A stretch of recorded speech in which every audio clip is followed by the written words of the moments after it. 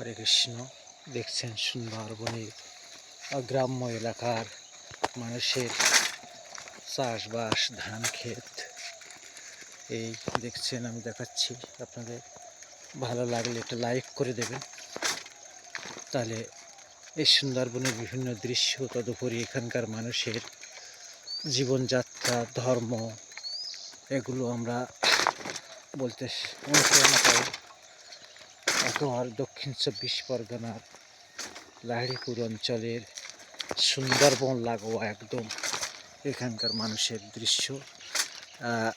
আর কিছু দূর সামনে গেলেই একেবারে সুন্দরবনের নদী, পাথর নদী। সেখানে আমরা বিভিন্ন এখানকার দৃশ্য দেখতে পাচ্ছি। এখানকার মানুষের বাড়ি ঘর, ধান ক্ষেত। এই সময় এই অঘ্রাণ মাসে এই ফসলগুলো হয়।